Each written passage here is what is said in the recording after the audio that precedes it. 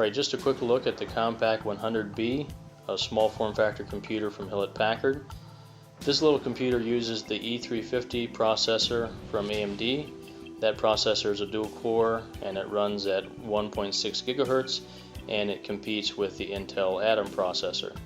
Now this little unit at the time of this video retails for right around $300, and the remarkable thing about that is that it includes Windows 7 Professional. Most $300 computers would not include the professional version but would have Home Premium instead. Just a quick look at the front of the computer. You can see that there's an optical drive. It's a DVD-RW and it supports LightScribe, so you can label the discs with the burner as well. Down below we have a camera card slot and also a headset and a microphone jack, and also 2 USB ports.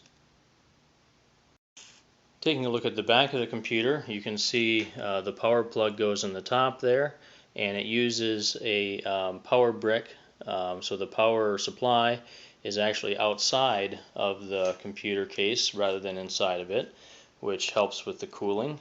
And you'll see also we have 2 video outputs for VGA or DVI, and then 4 more USB ports, an Ethernet port, and the standard audio ports.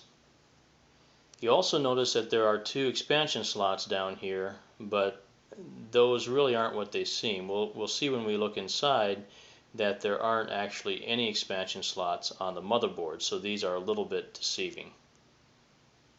Alright, just a quick look inside. We can see the motherboard is a little bit of an oddball. It's larger than a mini ITX. It extends down this way a little bit more than a mini ITX motherboard would, but it doesn't extend as far down as a micro ATX motherboard would. So it's kind of an oddball, and as you can see there are no expansion slots here, so those breakout plates in the back are kind of deceiving because there really is no expandability there.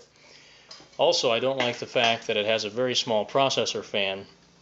This processor doesn't need much cooling, but I would prefer that it put just a larger heatsink on it and omit the fan, or just put a larger case fan.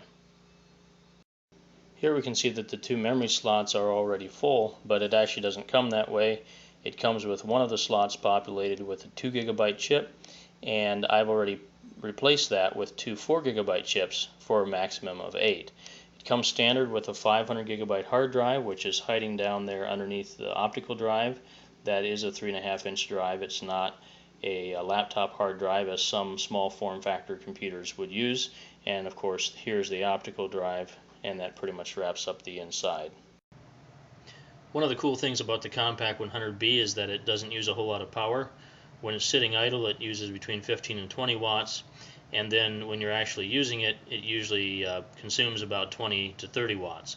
So not only is it pretty easy on the pocketbook when you buy it, but it also saves you money in the long run because of the decreased power usage.